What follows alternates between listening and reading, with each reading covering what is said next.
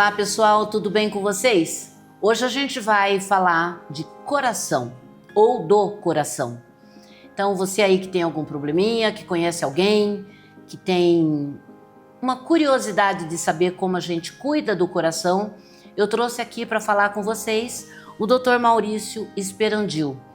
Nós trouxemos ele o ano passado, quase no final do ano, para falar de um assunto também muito importante. Então, vai lá no YouTube que você vai encontrar o nosso programa gravado e hoje a gente vai dar uma continuidade aqui. Tudo bem, doutor? Muito bem, Maria Lúcia. Mais uma vez, obrigado por me receber novamente aqui no programa Maturidade. Eu que Fico agradeço. muito feliz de estar aqui. Dou as boas-vindas aos nossos amigos e nossas amigas. Muito obrigado. É isso aí.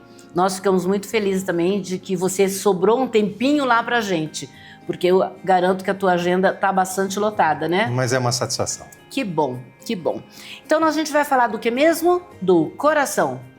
Vamos começar pelo coração. Pelo coração. Muito para conversar hoje. Você é médico? Sou médico cardiologista. Isso. Agora fazendo 20 anos. Parabéns. 20 anos. Parabéns. Nesses 20 anos, você teve vontade de largar? Não Nunca. quero mais? Nunca. Não? A gente passa por altos e baixos, por dificuldades, é uma profissão com muita carga emocional, mas eu nunca me vi fazendo algo diferente. Nunca havia pensado antes em fazer medicina. Pretendia ser veterinário durante uma fase da vida.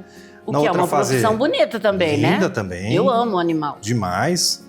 E pensei em trabalhar com informática, mas a vida me trouxe para a medicina e dela nunca mais larguei.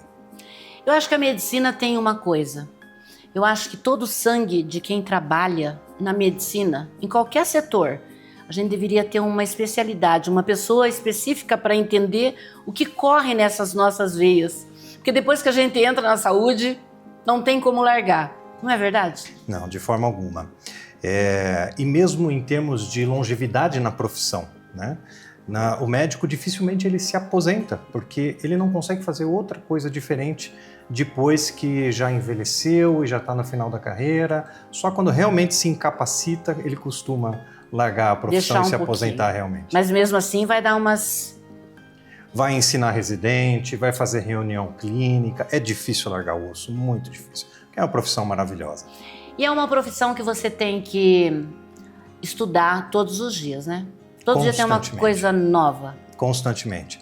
Nós sempre precisamos estar atualizados. E hoje em dia, com o volume avassalador de informação que nós temos todos os dias, é bem difícil manter essa atualização, mas é a nossa obrigação profissional. Quando a gente fala de tratamento de coração, por onde a gente começa? Quando a gente procura um cardiologista? Uma excelente pergunta. Eu acho que eu vou lhe explicar uma coisa antes de responder a pergunta em si. Todo cardiologista é um clínico geral. Tá. O que isso significa? Eu costumo brincar com os meus pacientes dizendo para eles o seguinte: não adianta eu lhe salvar do coração, mas lhe deixar morrer pela barriga. O que eu quero dizer com isso? Que nós temos que ver o ser humano como um todo e eu não posso focar só naquele órgão que configura a minha especialidade. O cardiologista, para se formar, ele requer os 6 anos de medicina, do curso de medicina. Sim. Depois, uma pós-graduação em medicina interna ou clínica médica e, em seguida, mais uma outra pós-graduação em cardiologia. Portanto, antes de ser cardiologista, esse médico também é um clínico. E ele só não vai abordar a área da pediatria, da clínica cirúrgica e da ginecologia obstetrícia. O resto, ele tem uma capacitação muito boa para atender as diversas demandas da clínica médica. Então, por onde nós começamos? O que o cardiologista faz? Ele faz clínica médica, ele atende o paciente como um todo, justamente. Nós somos procurados muito por check-up em função disso, porque nós temos esse conhecimento mais abrangente. No final, acabamos focalizando mais na parte cardiológica, mas quando nós encontramos outras coisas diferentes, nós encaminhamos para os devidos profissionais especialistas nessas áreas. Então quero fazer um exame e eu preciso de passar por um cardiologista. O cardiologista vai verificar toda a minha vida, né? Saber o que eu como, se eu faço exercício físico.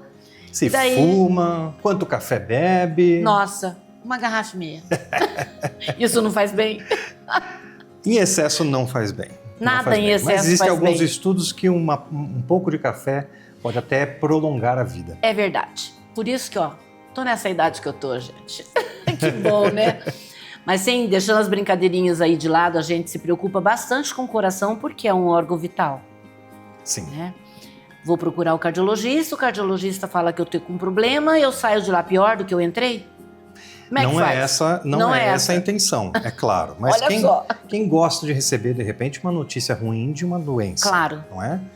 Mas qual que é o objetivo primário na medicina de uma maneira geral?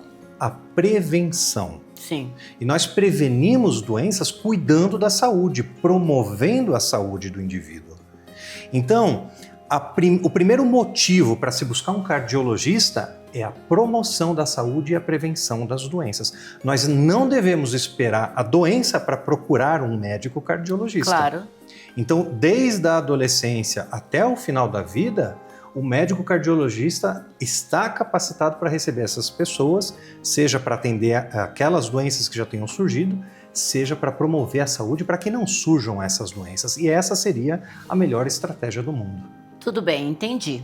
Então, eu vou procurar, eu vou saber, eu vou entender que eu preciso fazer um tratamento.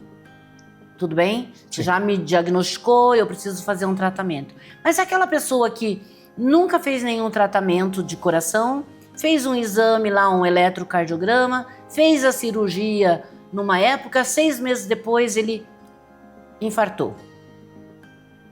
Nesse exame poderia estar constando que essa pessoa tinha um problema cardíaco? Na maioria das vezes sim, mas em algumas situações não. Não existem exames perfeitos. Seja a conversa médica, que é a anamnese, seja o exame físico, sejam os exames complementares de laboratório ou de imagem. Sempre existe uma margem de erro. E essa margem de erro varia de método para método. Portanto, sim, eu mesmo tenho pacientes que nós fizemos tudo direitinho e o paciente, depois de alguns meses, teve um infarto. Né? Mas isso é a exceção. A regra é, na maioria das vezes, quando nós fazemos um acompanhamento correto, muito bem feito, bem capacitado, nós muitas vezes detectamos o problema antes dele ocorrer. E esse é o motivo de toda a prevenção, seja a prevenção cardiovascular contra infarto ou derrame, seja a prevenção do ginecologista contra câncer de mama e câncer de colo de útero, Sim. Né? Seja a prevenção do pneumologista diante do paciente que fuma para evitar o câncer de pulmão e assim por diante. Quer dizer, tudo é uma junção de fatores que pode sim ser prejudiciais em qualquer campo, em qualquer órgão do corpo. Exatamente, nós chamamos isso de fatores de risco.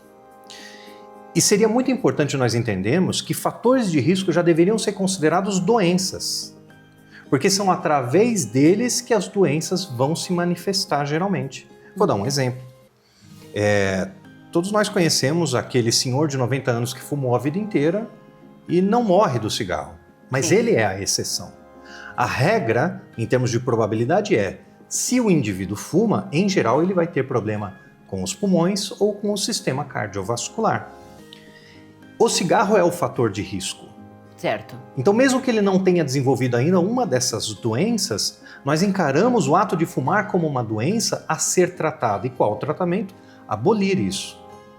E isso serve para todos os outros fatores de risco que nós temos o potencial de modificar, como, por exemplo, o sedentarismo, através de iniciar exercício físico, a má alimentação, através de uma regulação do hábito alimentar, a obesidade, através da perda de peso, a ansiedade e a depressão, através do tratamento psicoterápico ou medicamentoso para evitar os desfechos delas e assim por diante. Interessante, né? A gente acha, tô sofrendo do coração, só cuida do coração. Eu tô sofrendo do fígado, só cuida do fígado. Mas tem muita coisa aí, né? É um amplo, é uma montanha de coisas que a gente precisa aprender a se cuidar. E por que não, lá atrás, né, lá no início do nosso 14, 15 anos, se alimentar bem, fazer exercício. A gente escuta isso todos os dias. Mas a gente é tão preguiçoso.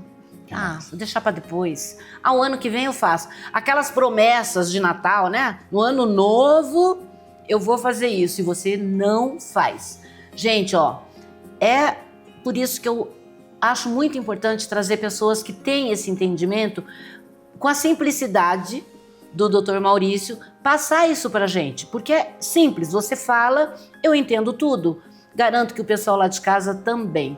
Mas eu sei que você tem um projeto aí que você já começou, tá em ampla, como é que a gente diz, assim, para conhecimento de todos os médicos, expansão, como é que tá isso? Veja, esse projeto, ele se encaixa justamente com isso que nós estávamos conversando, no sentido de tratar a pessoa como um indivíduo integral, como um todo. Sim. Não é? Então, e quando nós falamos isso, não são os demais órgãos. Sim, o coração tem uma relação muito íntima com todo o resto do corpo, né? Mas nós também somos caracterizados por nossos aspectos psicológicos, nossos aspectos sociais, nossos aspectos espirituais. E esse meu projeto envolve justamente a abordagem dos aspectos espirituais dos nossos pacientes, no sentido de o médico promover a abordagem, a valorização, a integração dessa realidade daquele indivíduo dentro do seu contexto de saúde. E esse projeto, ele vem direcionado justamente para levar aos profissionais de saúde as metodologias necessárias para que eles aprendam a aplicar isso para os seus pacientes. Sabe por que eu estou perguntando isso? Porque eu acho importante a gente saber, aí em casa também, que os médicos agora não são aqueles que dizem assim para você: ah, não existe milagre. Ah, morreu. Acabou. Ah, não é? Às vezes a gente escuta isso. O médico, você vai falar: eu orei, eu pedi para Deus e Deus me curou. Aí você fala assim: pode ser.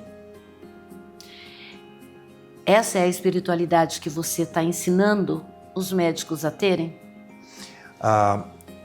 O principal ponto quando um profissional de saúde, de uma maneira geral, não apenas médico, psicólogo, fisioterapeuta, fonoaudiólogo, enfermeiro, todos eles. O principal ponto na abordagem de um paciente com relação à sua espiritualidade é o respeito. Sim. É o respeito à autonomia que esse paciente tem de exercitar a sua crença, a sua fé, não é? Então nós nunca devemos desmerecer aquilo que o paciente nos traz como crença, mesmo que intimamente nós discordemos disso. No máximo, se aquela crença tem se mostrado prejudicial para a saúde, nós talvez ali possamos dar algum direcionamento para corrigir esse rumo. Claro, né? Entendo. Então, por exemplo, um paciente que diz para mim que não quer mais tomar remédio porque ele tem certeza que a fé dele vai curar ele, né? Isso pode acontecer, mas se acontecer, médico... que seja paralelamente a um tratamento realizado, né? E muitas vezes o profissional de saúde vai precisar recorrer à comunidade religiosa desse indivíduo para que ambos façam um trabalho de conscientização, de maneira que esse paciente faça o tratamento médico mais o tratamento espiritual que ele pretende receber na congregação dele, não é?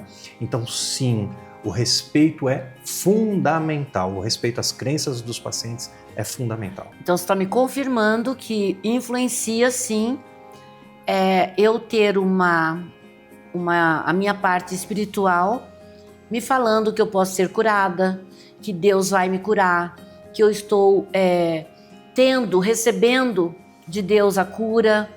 Você, além de respeitar, você acredita que isso me influencia a me curar?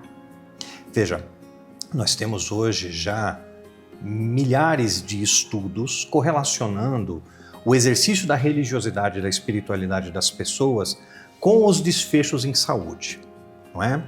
A maioria desses estudos demonstra uma correlação positiva. Uhum. Quanto maior a religiosidade de um indivíduo, em geral, melhores os desfechos em saúde. E eu vou dar um exemplo, né? Existem estudos que demonstram que a simples frequência a um serviço religioso reduzem o desenvolvimento de hipertensão. Outros demonstrando, mais importantemente ainda, que há redução da mortalidade só pelo fato do indivíduo frequentar um serviço religioso. Então veja que esse exercício da espiritualidade se caracteriza por essa frequência numa comunidade que congrega daqueles valores, que comunga daqueles valores, e esse indivíduo leva para a sua vida esse exercício desses valores. E através dessas crenças, ele pode encontrar comportamentos na sua vida que sejam positivos e benéficos e que tenham repercussões positivas por consequência na sua saúde. Então é dessa maneira que nós encontramos essa correlação do ponto de vista científico entre a religiosidade da pessoa e o seu processo de melhora, de recuperação ou até, quem sabe, de cura. Interessante, você está me dizendo então que se a minha religião, né, existem aquelas religiões que não permitem o cigarro, que não permite a pessoa que bebe, né, e que tem uma vida mais saudável. Você acha então que essa pessoa que vai a esse culto, a essa missa, recebe essas influências, ele tem menos chance de ficar doente? Com certeza. E essa é uma das explicações dos mecanismos que podem estar por trás dessa correlação positiva entre religiosidade e saúde. O indivíduo mais religioso, ele acaba sofrendo uma influência em todos os seus outros aspectos da saúde. Do ponto de vista biológico, isso que você disse. Ele fuma menos, faz mais exercício, usa menos droga, tende a beber menos álcool. E quem faz isso tende a ser mais saudável. Do ponto de vista psicológico, essas pessoas costumam ter menos ansiedade e depressão, que são fatores de risco importantíssimos para doenças cardiovasculares, por exemplo. Do ponto de vista social, essas pessoas mais religiosas comungam de amizades, geralmente com um valor mais positivo. E a convivência social com amigos e familiares, quando harmônica, promove a saúde de uma maneira mais global. Então, essa seria a explicação mais palpável, vamos dizer assim, do porquê isso funcionaria. Mas isso não explica tudo. E aí que está a mágica da coisa. Eu, como médico, eu vou até esse ponto. Tá. Né? Porque além daqui, eu iria como religioso, né? Mas os nossos estudos não explicam toda a... Não é a religião, e sim o fato de você pertencer a uma religião. Eu entendi. É o Agora, exercício como médico, dela, né? O exercício dela. Entendi. Mas como médico, você tem certeza que a parte espiritualista da pessoa, espiritual da pessoa, lhe dá mais chance de ter uma vida normal, uma vida mais com mais saúde, com mais habilidades, né? E mais feliz. Sem sombra de dúvida. Então, por que eu tenho essa certeza? Porque os números mostram isso. Eu tenho um amigo que me disse justamente isso, que ele gosta muito desse tema, porque ele não pode mais negar os estudos que saíram, que se avolumaram até hoje, demonstrando esse benefício entre a religiosidade das pessoas e a sua melhoria de saúde. Então, os números nesse caso não mentem e eles me trazem justamente essa certeza. E em razão disso, por isso que eu tenho implementado cada vez mais no meu consultório essa abordagem e por isso esse meu trabalho em levar isso a outros profissionais, porque afinal de contas, os beneficiários finais vão ser os pacientes. E como essas pessoas, esses médicos, né, estão vendo essa tua postura? Porque, querendo ou não, eu também trabalho com bastante médicos e conhecendo você da forma que já conheço, eu posso dizer isso, me traz muita tranquilidade no que você fala, muita sabedoria no que você fala. Como os seus colegas te veem? Olha, no início... Já teve alguém assim que falou, isso não vai dar certo? Não, por incrível que pareça. Então, no início eu achei que fosse encontrar muita resistência, porque sempre foi esse o histórico, né? Sim. De uma resistência acadêmica à abordagem das religiões, da espiritualidade ou do que seja transcendental e místico, né? Então eu fui pisando em ovos no início. Médico nunca acreditou, não é assim que a gente escuta muito? A gente sempre teve essa ideia, né? O médico não quer saber da minha religião, né? E muito pelo contrário.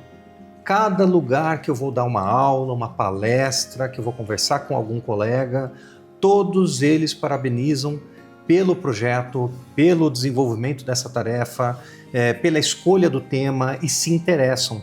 Cada vez mais profissionais estão se interessando por incluir essa temática nas suas práticas. As academias, as universidades estão incorporando departamentos de estudo em espiritualidade do ponto de vista científico. Então, sim, surpreendentemente, nós estamos tendo uma abertura gigantesca para esse tema no meio científico e acadêmico. Realmente é muito bom isso, porque eu acredito que também o tempo que nós estamos vivendo, né, a forma com que a população está vivendo, uma consequência de problemas tecnológicos muito rápido, e as pessoas estão esquecendo um pouco da religião. Não digo largando, mas esquecendo um pouco. E talvez esses médicos que você está levando esse conhecimento também buscam isso. Eu acredito que quando eles começam a te ouvir, como eu estou ouvindo, como você aí de casa está ouvindo, a gente começa a perceber, bom, tem uma luz já no meio do túnel, não está nem no final, né? O Dr. Maurício aí já está subindo e trazendo essa luz. Essa história para mim deveria ter o dia inteiro aqui te ouvindo e eu não ia cansar. Quando você fala com tanta habilidade, com tanta certeza, com tanta motivação, você quer encontrar o quê? Quer expandir para onde? A minha visão de futuro é que todas as escolas de ensino em saúde tragam uma visão teórico-prática do ser humano como um complexo biopsicossócio-espiritual. Hoje nós focalizamos muito na formação biológica ou, por exemplo, na psicologia, a só falar da parte psicológica, em vez de nós entendermos que o ser humano é um todo. Então, todos os profissionais de saúde deveriam ser treinados dessa maneira integralista. Desde o início. Desde o início, né?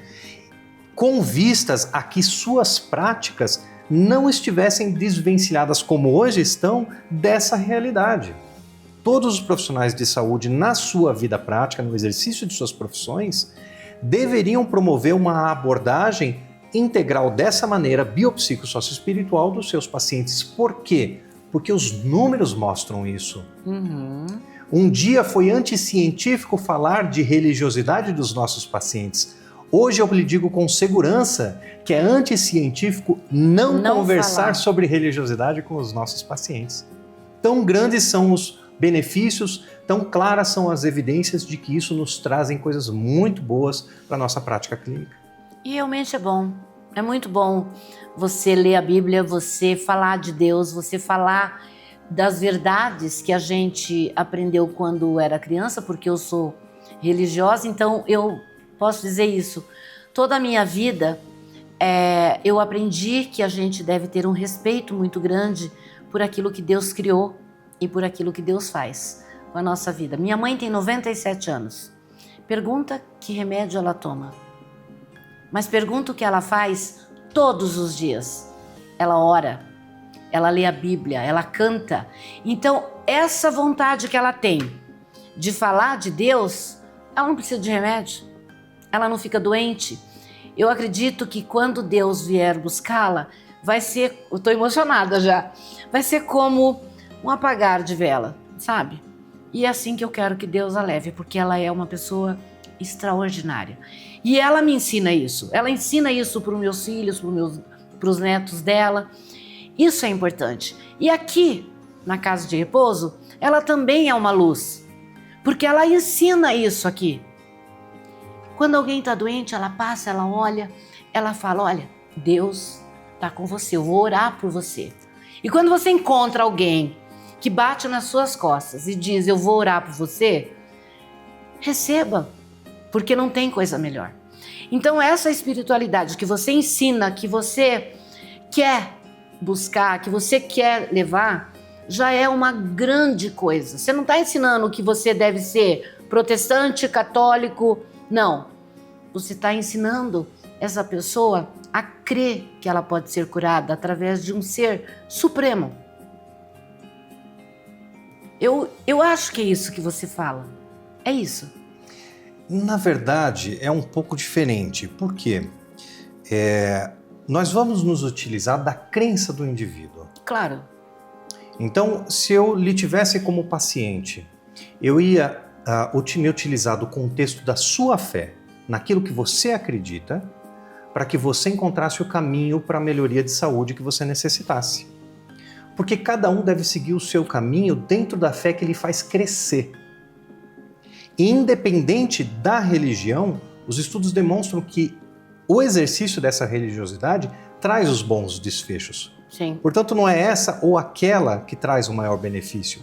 É o caminho individual, aquela caminhada que a pessoa realiza em favor de si mesma, que pode promover a saúde através da sua religiosidade, mas não apenas através da religiosidade.